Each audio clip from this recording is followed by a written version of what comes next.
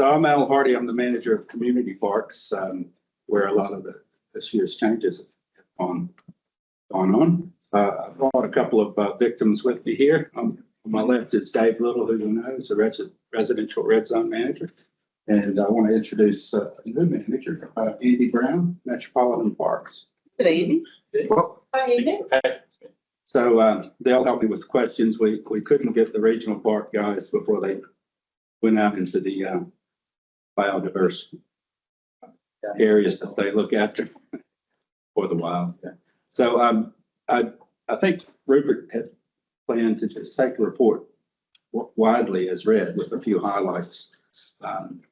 Basically, I wanted to just say the delivery of service that we had last year were all met on levels of service targets. The resident survey results were pretty good. They said that we did lots well in our education programs, in our cemeteries presentation, which has been in-house for about 3 to 4 years. Hagley Park, Botanic Gardens, and Mona Vale scored really well. Community parks were below, but I think we're seeing the new in-house maintenance approach with renewals getting a lot of compliments. So hopefully momentum with that and the way that we are connecting with the communities in those spaces will lead to higher resident survey results in the future. For the money side of things, operationally, unit-wide, we were off largely due to lower than expected revenues. Hagley Park car parking fees have kind of a late start. An area that was untested was the OPEX for the new in-house and maintenance services. So that's my area. We managed that with a lot of fingernails being bit, but it was new. But we came in under budget, spending 16.4 million of our 16.5 million budget. So that was good. Well done. Thank you very much. You want a tough crowd? We hear all day.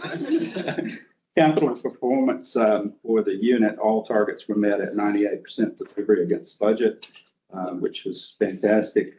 We did have 87% on milestone achievement, which signals a bit of a work on future forecasting.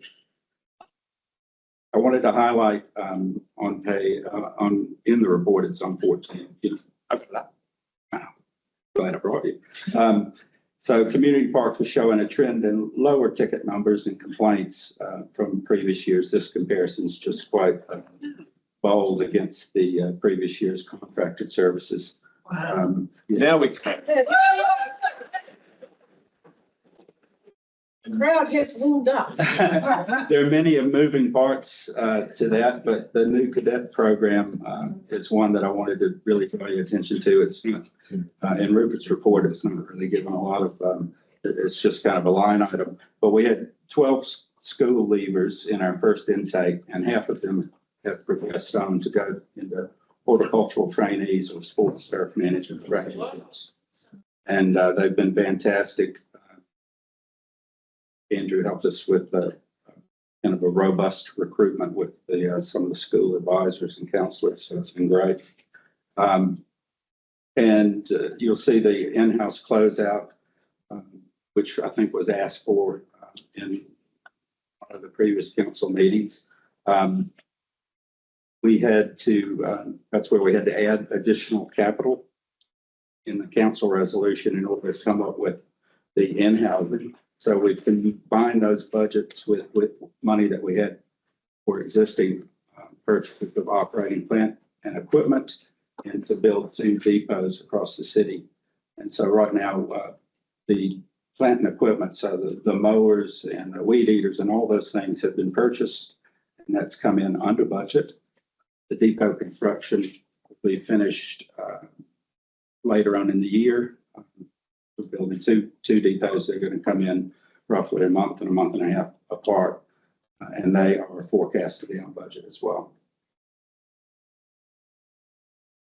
That's just some of the highlight points that I wanted to share with you from Rupert's report. So we'll just open it up to questions.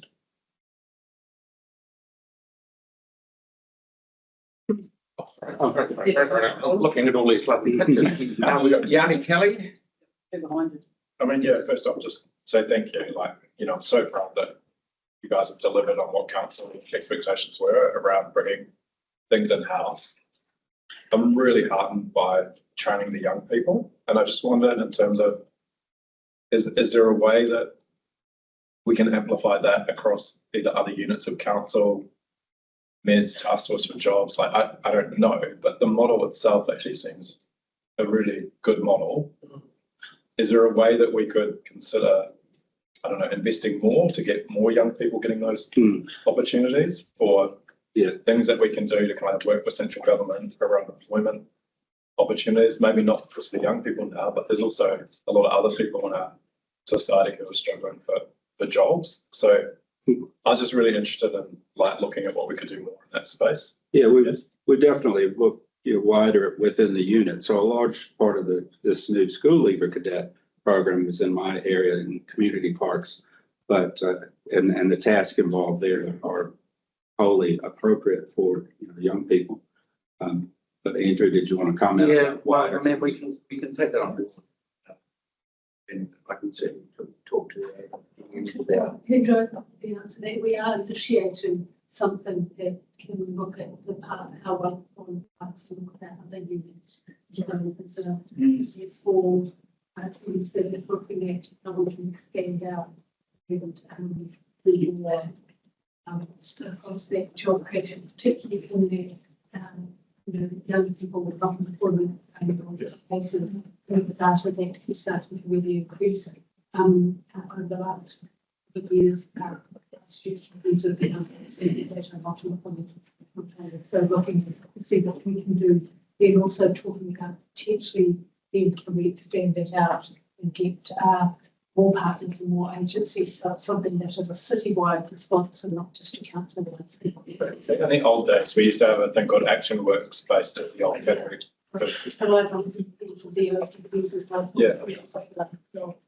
Yeah, and I know we're doing a service delivery review of Christchurch and that. So again, I wonder if the only other question from me was around the figures. Are you able to break that down or just give some feedback around the sports fields versus the community parks? Because we didn't do that for the report, but we can, and it's one of the areas that early on, with the changeover in sport, it caught a lot of attention with huge amounts of compliments out of the gate were coming from sports fields, and sports field maintenance is driven by the out of their team. So we're using specialist equipment for that. So I would think it might exacerbate these in the positives. Yeah, no, that would be my impression too, but it would be just good to get the data, because I know the previous contract was absolutely failing in that space. So it'd be good just to see what that impact is there. No problem. Yeah, I just want to echo positive feedback from Yanni. I live next to a park in a lake, drainage ditch, and the upkeep has improved our site. Just incredible. I guess my question is, what are you doing differently to produce those results than the contractor? And do you have any sort of context? Do you know? Yeah, so obviously we're not profiting there, so we'll probably put in some of those resources that would have gone toward a contractor profit. And there was always a struggle in managing those contracts, to make sure that there was efficiency and value there. The other thing is we've kind of gone in with that, and a lot of you elected members will know through interactions with staff that they have, we have a mindset where we're trying to bring an outcome base instead of just punching a ticket to get paid to do a particular activity. So the staff are being encouraged to go out with a lens of looking at, okay, this is my backyard. What do I need to do to make it not only maintain it, but make it better? So we're going to see it, hopefully, incremental gains with that type of mindset. Well, I'm glad you said that, because that's exactly what I'm seeing. I'm seeing people get off mowers and do weed eating where in the past they wouldn't have. I've seen a team. In the past, I've seen 2 people weed eat around the lake. This time I've seen you know, 4 or 5 of them spend a day, pick up all the capital needs, just make it look absolutely fantastic. So they're doing the job once, doing it properly. That's the difference that I see, you know, firsthand. Keep those good comments coming, and also the negative ones we heard early on, you know, where we were trying to, and we're still in a phase where we need to learn. We need to provide consistent maintenance, you know, through all our spaces, but we also need to learn how the public want their spaces used and where their priorities are. And that's something that, in fairness to the contractor, they were paid to do. Just quite robotically X, Y, and Z at all the different locations to get paid. So we were able to move a little more nimbly. Are the Rangers in 14? They are. Yes. So the feedback about the Rangers has been absolutely fantastic. Some of the things they've done in sort of an over-vegetated area for particularly elderly residents and their communication has been first class. Thanks for that. Thanks, mate. Hunter? Yeah. Thank you. Yeah, I'm finding things brilliant as well. Jeanette's been absolutely phenomenal. The tricky parts is if like I'm needing to get like, for example, vegetation removed on a road or by a road. That's where things are, I'm still finding really tricky. Sure. Like I've got one example where 18 months later, the Egomanthus is still 18 months, it's still here. And still causing car accidents. Yeah. But so how do we get your team's brilliant to help us with issues on our streetscapes? I guess. Sure. Obviously, Might defer that to a. we need more of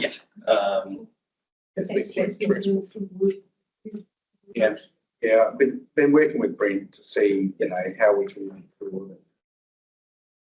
You know, I mean, people look at contractor and their own stuff, and they don't really care. So, yeah, I can't really say much other than, yeah, that area needs to improve, but we also need to break down some boundaries. It's a bit of sort of historic protection, and I think it's also been an internal mental thing as well, which is that's not us. So, you know, it's a work on. Yeah, it's definitely a work on. You know, you've got a contract model for the streets environment, all the landscapes and streets. But we did an interesting training exercise with El's team last week, looking at a park. And one of the things that we raised with them was have a look in the street. This is the, you know, immediately outside the park. This is where people first enter your park. So open your eyes to a couple of things. So it's going to be a continual work on. Yeah. But I think you'll find that these guys, if you're getting frustrated, if you give these guys an email or something, I think we'll find their rangers or someone will turn up pretty quickly and help out where you're getting stuck. And we've just got to keep working on those contractors, on the responsiveness. It's always been a challenge. You know, we had it in parks. A contractor, when you get reactive work, they want that to turn into another paid job. And that comes from their hierarchy. So it's usually not the guys on the ground. It's usually how they're instructed to operate. Where it's tricky, so I've got a contractor isn't able to authorise some work that is needed done. Yeah. I say, well, we see the issue, but we can't authorise it. Yes, there and Yeah. I've got a couple of classic examples, but no, Park State, That's a frustration. Okay. Land drainage here, El, you want to talk about that just briefly? Briefly, yeah. So we're going to put a new team together to look after the Three Waters assets, which are park-like, you know, to the public. They all look the same and are widely used, very similar as far as amenity and recreational values. And they're going over your team. With that, we've got to keep things quite separate for reporting for the central. So it'll be a separate team, separate resources, and a very small scale stand-up type approach that we did last year. please. Thank you. Yes, you're probably aware that I've had quite a bit of positive feedback, which I'm trying to send through. It's always quite nice when you get positive feedback. Yes, I appreciate We it. got pretty criticised, but and just to recap what someone said, it was like the best it's seen on a particular area in 25 years. So that's pretty shows, and also I think, like we said about that local backyard approach, areas that have a lot of public interest, like say near the hot pools. I've had people come up to me and say it's looking really good. So that is the unsolicited feedback is the stuff that really I think says a lot. So I just want to pass that on. I just had a question around some of the biodiversity stuff. It's great to see that there's a website and the kind of interactive information which will provide us as well with some of this information. But what else is there that we can look at? Will there be a report coming to council, or will we have an opportunity to workshop some of that? I believe we're working in partnership with wider units in the council to kind of bring some focus to that. Yeah. So as part of that, because obviously that's an internal conversation, we don't have visibility of that. So how do we, because one of the reasons there was a recommendation that council approved to put through biodiversity regrowth, quite sure where that landed, but it was to provide us with a little bit more information, because when the work's quite, I would say fragmented, but it's split across the organisation, we're outside of that, so we have even less information. So for us to kind of understand how we can do it from a governance point of view, we actually need some detailed information. So that might be, because I assume there was a report coming back that had a bit more. Yeah, there will be. I think it's a These commitment. guys haven't been involved, but Okay. Brendan, myself, John Higgins, Brent Smith, Okay. all units have started a process of meeting on a regular basis. Oh, cool. To talk about how, what and how we can bring information back. Do we know what the timeline would be on the next I steps? don't have it off the top of my head, but Brendan's driving that. Okay. Yeah, I'm sorry. I didn't. Yeah. I didn't. Yes, but I just, yeah, No, thank that'd you. be good. Thank you. And that'll be the, around the pest, plant management plan stuff as well. We'll check That's right. it's across. Thank you. Marcus? Yeah, thank you. Comments to your team, they're doing a good job out there. Thank you.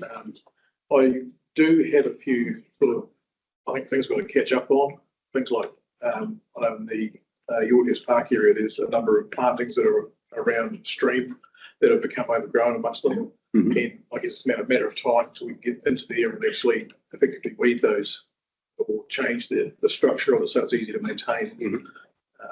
The residents out there are still concerned about the overgrowth within the plantings. Another thing I'm here having asked is the things like play equipment. We've had a number of them replaced or renewed in the last.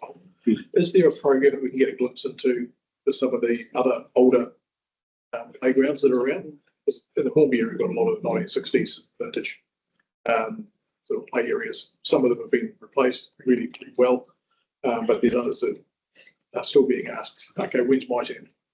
So we'll get a glimpse into that program that we've So are you asking about what's coming forth? Yeah. Or as a renewal renewal program? in the coming years. Yeah, and we'll be going out to all the community boards with that rolling renewal program for playgrounds. Yep. And also for green assets. Yep.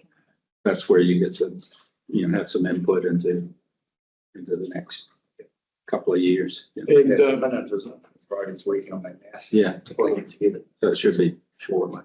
thank you. Another one, last week we had the new footpaths program we got a glimpse into. And on one of the major footpaths in my area is on the back of Wilma Park, Warren Park on Wilma Road, on SPCA. And there's a large area there, which is, it's going to be a confusing space between parks with the neighbouring Warren Park and the transport with no footpath and just a mud pool. So is that something the park unit could interact with the transport to sort of work in that space? Just fire the details through. Absolutely. And again, it's when the guys come around annually, raise those issues so that they can be captured. Thank you, guys. Look, we've got 4 minutes and 7 questions. Okay, so keep it short, guys, please. Tyler, we don't want to know about the weeds growing behind Anthony's rubbish. Don't worry. Thanks so much, guys, for all your work you've done. The Upper Memorial Park's unreal. I'm happy to get that across the line, but I just wanted to ask about deterrence. So we have around 3,000 bits of graffiti reported every month in Killen. It's an urban jungle and there's limited parks. But the problem that we're getting quite a lot is in those parks, it's quite a substantial amount of graffiti, etc. Are there kinds of paints that the parks team would be open to using with things like spray paints? I did hear that there were some sort of things like that. And would you also be open to surveillance for those parks, for those areas, possible areas? Yeah, It could be. surveillance. Yeah, it's The issues with graffiti are typically impacted at night. Yeah. I mean, we do have security run across multiple country facilities. Mate, yeah. Okay, good on you, mate. Ryan, you float around out there still, mate. Yep, thank you. First of all, yes, absolutely. Like the feedback on the new regime has been swift and incredibly positive and encouraging. So I thank you for that. Just a little things that just kind of bubble around though. Like I put in a request, let's just say, more than a year ago, to say, look, there's a park in Littleton that's used as an overflow for a school, and occasionally there are some unseemly things in that park on a Monday morning when the kids are playing in there. Can we make sure that it is cleaned before 9 a.m. on a Monday morning? And that's still unresolved and still bubbling around. How do we just get those things nipped in the bud? Is that the public facility or is that the actual green space? It's the Grassy. It's a public park in Littleton, but it is used as an overflow for the school. Yeah. It's a tough one there. It's a Littleton behaviour issue by the sound. There is that. We'll just leave it there. But man, I'd love to have those little things just like sort of. Our partnership rangers to engage really with some of the people that might be causing it. If we could take that offline and get a little more detail.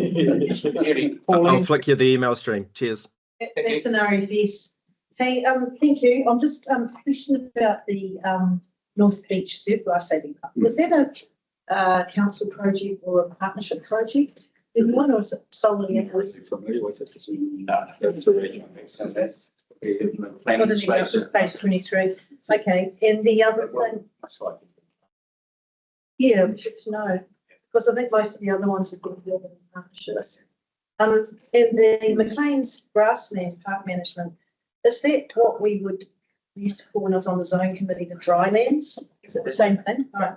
So I think people don't know a lot about that and how precious it is and how special. What's the general geographic area of that? It's McLean's Island, but how big it is? 175 hectares. It's it's actually 10 on to go out and play. It's on the first corner. It comes off the first corner. Yeah. Yes. And I just want to congratulate you on this report, and the pictures are just absolutely amazing, but particularly that drylands, because it shows us that what looks like nothing to a botanist, passionate botanist, is down there looking at that, and they can see a universe in there that needs to be protected.